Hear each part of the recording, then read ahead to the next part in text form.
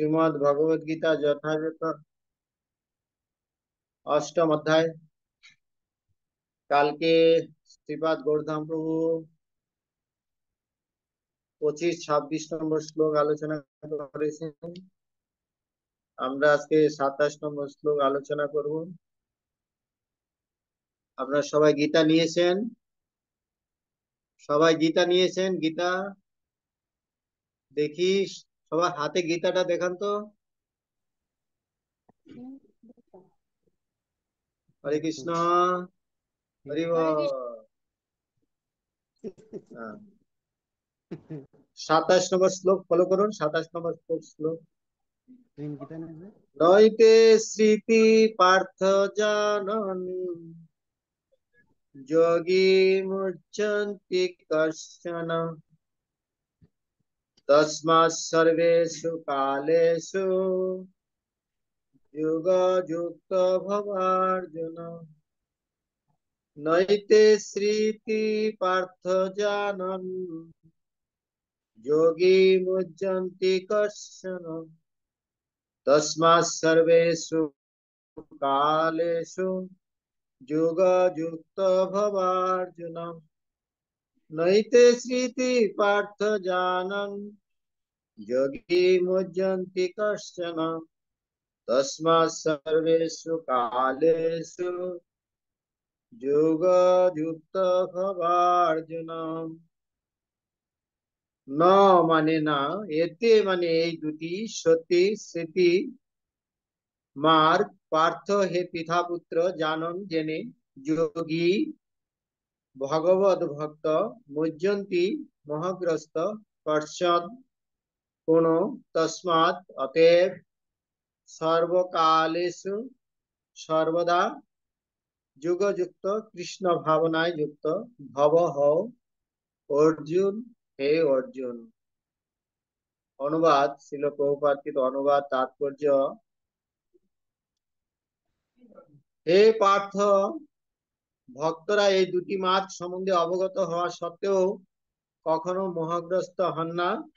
অতএব হে অর্জুন, তুমি ভক্তি যোগ অবলম্বন করো।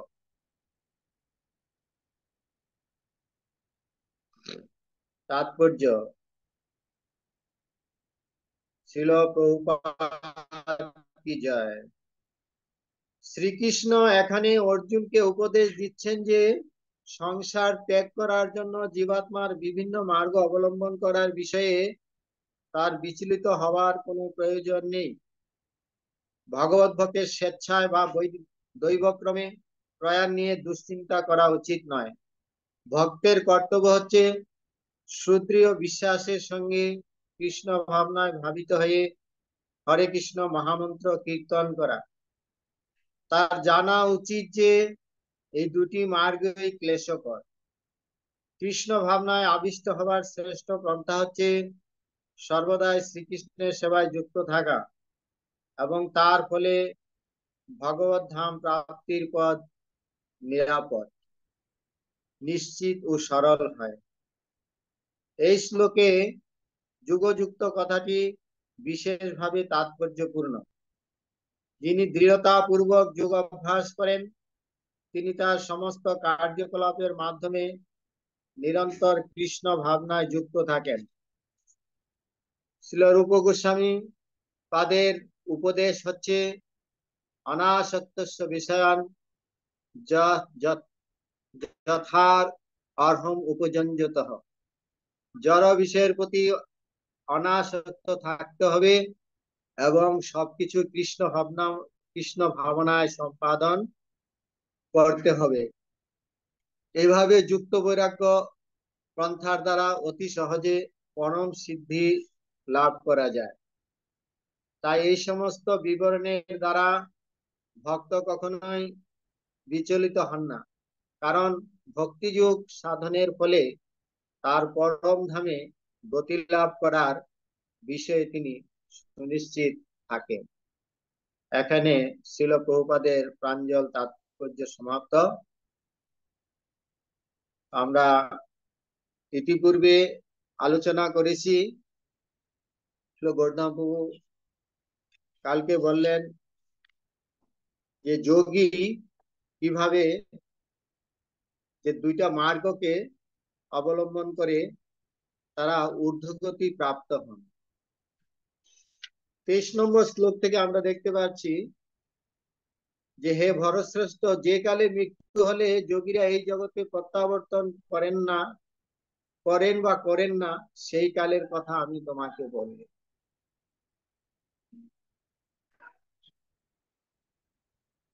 তো এখানে যে যোগীদের কথা বলা আছে, যারা ঊর্ধ্বরেতাগামী, ঊর্ধ্বলোক প্রাপ্ত হওয়ার জন্য যারা প্রয়াস করেন, সেখানে যোগীর কথা বলা হয়েছে। কিন্তু আজকের শ্লোকে যে যোগীর কথা বলা হয়েছে, এখানে ভক্তি যোগীর কথা বলা হয়েছে।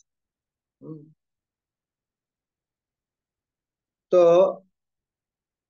আগের যে পন্থাগুলা বলা হয়েছে, সেখানে 23 নম্বর শ্লোকে আমরা জানলাম যে তারা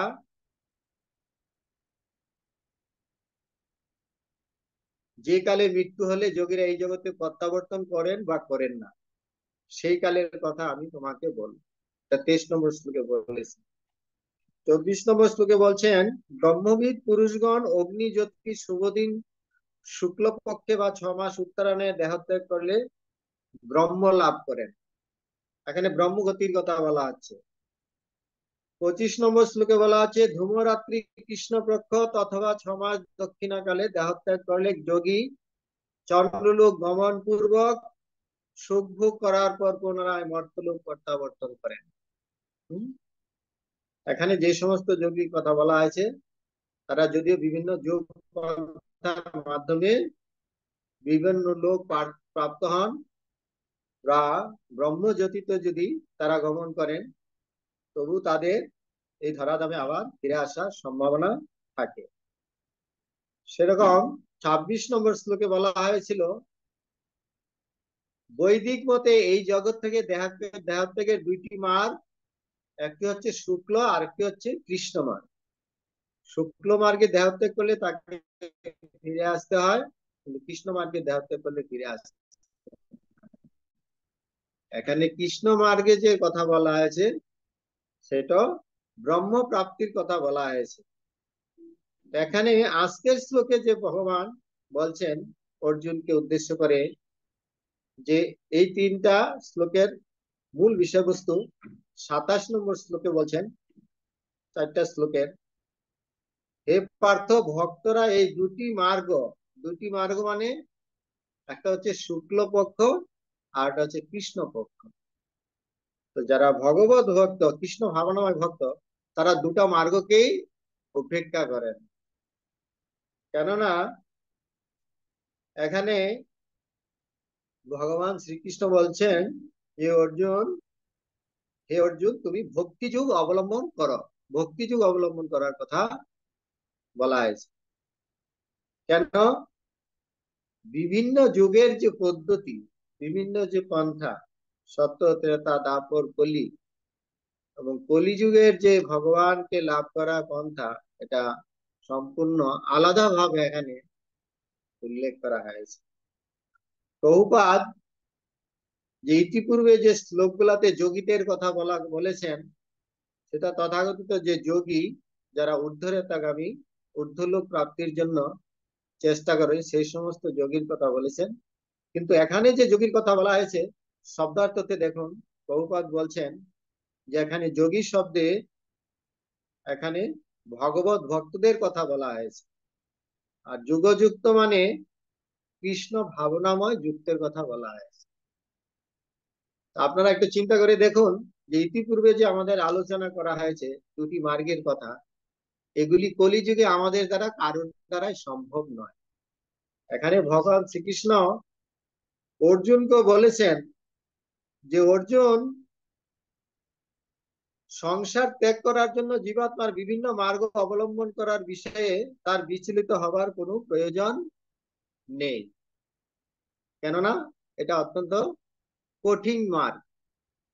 এই মার্গ অবলম্বন করে ভগবানের প্রাপ্ত হওয়া, বিশেষ করে ওই কলিযুগে বিশেষ করে এটা একেবারেই সম্ভব নয়।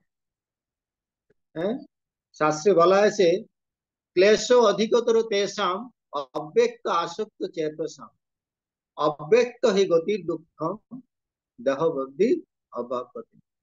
এই যে অব্যক্ত বা নির্বিশেষ ব্রহ্ম জ্যোতি উপাসনা, এটা অধিকতর ক্লেশ, ক্লেশ অনেক তপস্যার বিষয় রয়ে গেছে সেখানে। কিন্তু ভক্তিযোগ ভগবত ভক্তের স্বেচ্ছায় দৈবক্রমে প্রয়াণ নিয়ে দুশ্চিন্তা করার উপায় নেই। কিন্তু ভগবত ভক্তরা যে তারা শুক্ল মার্গে দেহত্যাগ করবে কৃষ্ণ মার্গে দেহত্যাগ করবে, এই বিষয় নিয়ে তাদের চিন্তার কোনো প্রয়োজন নেই।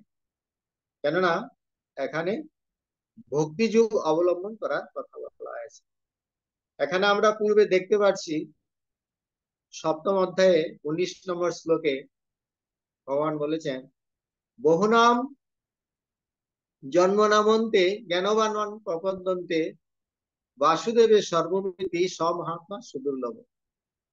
এরকম ভাবে বহু ভক্ত বহু বহু জন্ম ধরে জ্ঞানী যোগী তারা ভগবানের তপস্যা করে অন্তিমে তারা উপলব্ধি স্তরে ফিরে আসে যে ভক্তি যুগ অবলম্বন না করলে ভগবত ধাম প্রাপ্ত হওয়া যায় না। এখানে 6ষ্ঠ অধ্যায় ভগবান বলেছেন যে যোগিনাম অপি সর্বেশাম মদগত অন্তরাত্মা।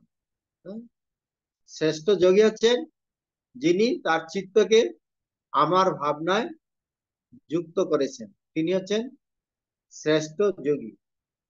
এই জন্য চৈতন্য মহাপ্রভু এই কলিযুগে আমাদের ভক্তি যুগকে প্রাধান্য দিয়েছেন।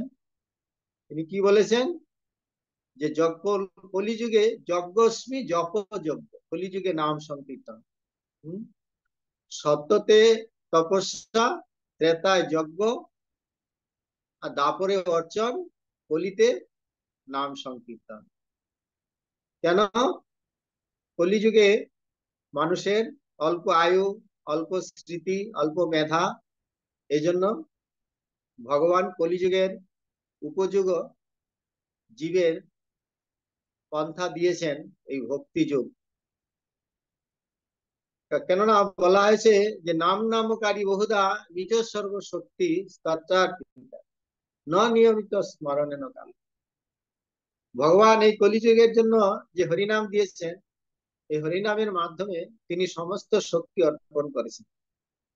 যে সত্যযুগে তপস্যা করলে যা ফল, ত্রেতাতে যজ্ঞ করলে যা ফল, দাপরে অর্চন করলে যা ফল, কলিতে শুধু হরিনাম সংকীর্তনের মাধ্যমে আমরা সেই ফল লাভ করতে পারি, এবং সেটাই আমাদের কলিযুগের জন্য সম্ভব। অন্যান্য যুগের যে পদ্ধতি, সেটা কলিযুগে বলছে ক্লেশ অধিকতর ক্লেশ, এটা অত্যন্ত ক্লেশকর পন্থা। সেই পন্থায় ভগবানকে পাওয়া খুবই দুষ্কর। সেই জন্য ভগবান বলছেন শ্রদ্ধা শব্দে বিশ্বাস করে সুদৃঢ় নিশ্চয় কৃষ্ণ ভক্তি কইলে সর্বকর্ম কৃত হয়। শ্রদ্ধা শব্দে বিশ্বাস করে সুদৃঢ় নিশ্চয় কৃষ্ণ ভক্তি কইলে সর্বকর্ম কৃত হয়। কৃষ্ণ ভক্তি অবলম্বন করলে আমরা কোনো ফল থেকেই বঞ্চিত হব না। এটার প্রতি আমাদের দৃঢ় শ্রদ্ধার উদয় করতে হবে। এই জন্য ভগবান শ্রীকৃষ্ণ অর্জুনকে বলছেন, সে অর্জুন, তোমাকে এসব ত্যাগ করে তোমাকে যোগী হওয়ার প্রয়োজন নেই, তুমি যুগে যুক্ত হও। আমার ভাবনায় যুক্ত হয়ে তুমি যেখানে আছো সেই স্থিতি অবলম্বন করেই তুমি তোমার কার্যে যুক্ত থাকো। তসমাৎ সর্বেষু কালেষু মাম অনুস্মর যুদ্ধস্য। হে অর্জুন, তুমি ক্ষত্রিয়, তোমার ধর্ম হচ্ছে যুদ্ধ, তো তুমি তোমার ধর্মে স্থিত থেকেই তুমি যুদ্ধ করো, এটাই তোমার ধর্ম। তো স্থানে স্থিতা স্তুতিগতাম তাং বাং মনোবি। আমরা যে যেখানে আছি না কেন, আমাদেরকে আমাদের যে স্থিতি, সেই স্থিতিতে থেকেই আমাদেরকে ভক্তি যুগ অবলম্বন করতে হবে। কায় মনোবাক্যে আমাদেরকে ভগবানের সেবায় যুক্ত হতে হবে।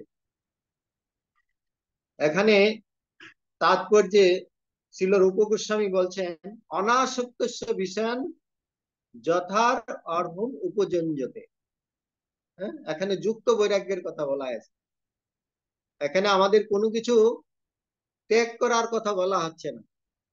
আমরা যে যেখানে আছি, আমাদেরকে সেই স্থিতিতে থেকেই আমাদেরকে ভক্তি যুগ অবলম্বন করা সম্ভব।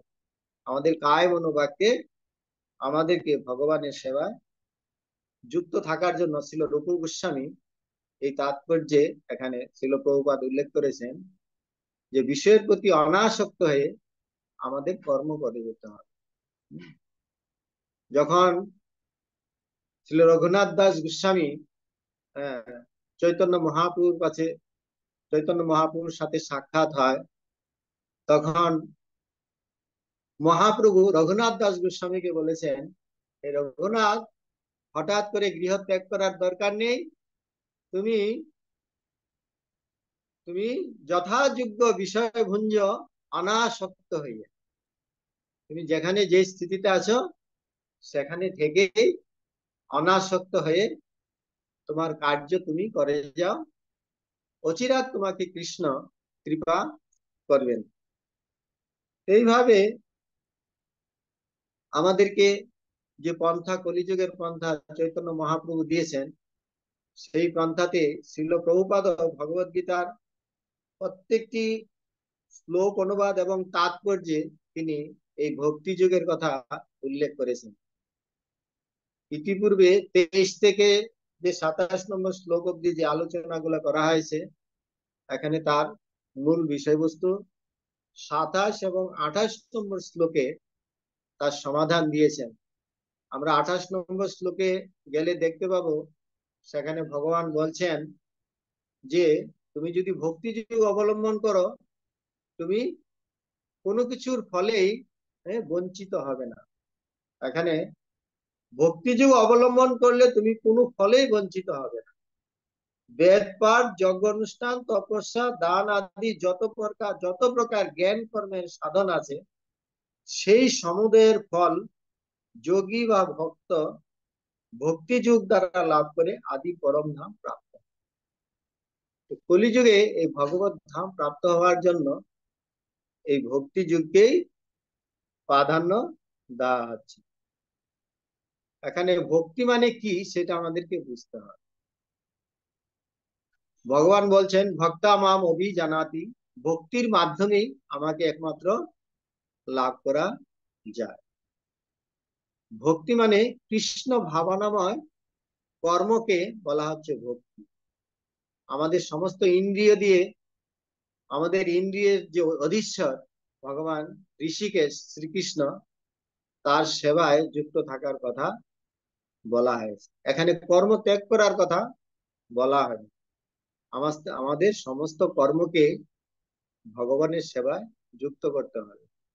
শ্রেষ্ঠ যোগী ভগবত ভক্ত তিনি বুঝতে পারেন এই জড় জগতে যত প্রকার বিষয় আছে, কোনো কিছুই আমাদের ত্যাগ করার প্রয়োজন নাই। হ্যাঁ, কাম কৃষ্ণ কর্মার্পণে, ক্রোধ ভক্ত দেশিজনে, লোভ ভক্ত সঙ্গে হরি কথা, মোহ ইষ্ট লাভ মিনে, মত্ত হরি কথা গুণ গানে। আমাদের এখানে সমস্ত কিছু ত্যাগ করার কথা বলা হচ্ছে না, সেগুলি আমাদেরকে ভগবানের সেবায় যুক্ত রেখে, যুক্ত বৈরাগ্য অবলম্বন করে আমাদেরকে ভগবত ভক্তি সম্পাদন করতে হবে। এটা হচ্ছে কলিযুগের পন্থা। কলিযুগে নাম রূপে কলিকালে কৃষ্ণ অবতার। কলিযুগে ভগবান নাম রূপে এসেছে। ভগবান জানেন যে কলিযুগের জীবের উদ্ধারের উপায় একমাত্র এই হরির নাম। এবং শাস্ত্রের বিভিন্ন জায়গায়, বিভিন্ন শাস্ত্রের, সমস্ত শাস্ত্রের সিদ্ধান্তে এই হরির নামকেই প্রাধান্য দেওয়া হয়েছে। আমরা পূর্বে আলোচনা করেছি যে বেদে বলা হয়েছে ইতি ষোড়শক নাম নাম কলি কলমশ নাশনম ন তো পরতর উপায় সর্ববেদেশু দৃশ্যতে। ইতি ষোড়শক নাম নাম, এই যে 16 নাম 32 অক্ষর, ইতি ষোড়শক নাম নাম কলি কলমশ নাশন, কলিযুগের যে কলুষ পাপ, একমাত্র পাপকে একমাত্র হরিনামের মাধ্যমেই মুক্ত করা যাবে। নত পরতর উপায়, বলছে এই হরিনাম ছাড়া কলিযুগে আর কোনো শ্রেষ্ঠ উপায় নেই। নত পরতর উপায় সর্ববেদেশ দৃশ্যতে, সমস্ত বেদ শাস্ত্রে এটাই প্রাধান্য দেওয়া হয়েছে যে কলিযুগে আমাদের ভগবত প্রাপ্তির একমাত্র উপায় হচ্ছে কৃষ্ণ ভাবনায় যুক্ত হয়ে আমাদেরকে ভক্তি যোগ অবলম্বন করতে হবে, এবং এই ভক্তির মাধ্যমে আমরা ভগবানকে প্রাপ্ত হতে পারি। এই জন্য আমাদের যে সপ্তম অধ্যায়, সপ্তম অষ্টম নবম দশম একাদশ দ্বাদশ, এখানে ভগবত গীতার যে মধ্যবর্তী যে 6টা শ্লোক, এই 6টা শ্লোক হচ্ছে ভক্তি যুগের কর্ম শতকের। এটা ভগবত গীতাকে 3টি শতকে ভাগ করা হয়েছে। কি কি শতক গুলা? একটি হচ্ছে কর্ম শতক, আরটা হচ্ছে ভক্তি শতক, আরটা হচ্ছে জ্ঞান শতক। এইভাবে সপ্তম অধ্যায় থেকে দ্বাদশ অধ্যায় অব্দি অত্যন্ত গুরুত্বপূর্ণ এই 6টা অধ্যায়। এই 6টা অধ্যায়ে মূল বিষয়বস্তু ভগবান আলোচনা করেছেন যে পরম তত্ত্বকে লাভ করতে গেলে আমাদেরকে একমাত্র ভক্তি যুগ অবলম্বন করতে হবে, কেননা এটা কলিযুগের জন্য অত্যন্ত সহজ পন্থা। কলিযুগে ভক্তি যুগ ছাড়া ভগবানকে লাভ করা কিছুতেই সম্ভব নয়। কেননা এখানে অর্জুন যখন যুদ্ধ ক্ষেত্রে উপস্থিত হন, তখন ভগবানকে অর্জুন বলছেন যে আমি তাইলে যুদ্ধ করব না, আমি যুদ্ধ ত্যাগ করে তপস্যা করব। কেন আমি এই যুদ্ধ করব? আমি যুদ্ধ করব না, যুদ্ধ না করে আমি তপস্যা করব, আমি বৈরাগ্য পথ অবলম্বন করব, আমি বনে গমন করব। ভগবান বলছে না, এটা উদ্দেশ্য না।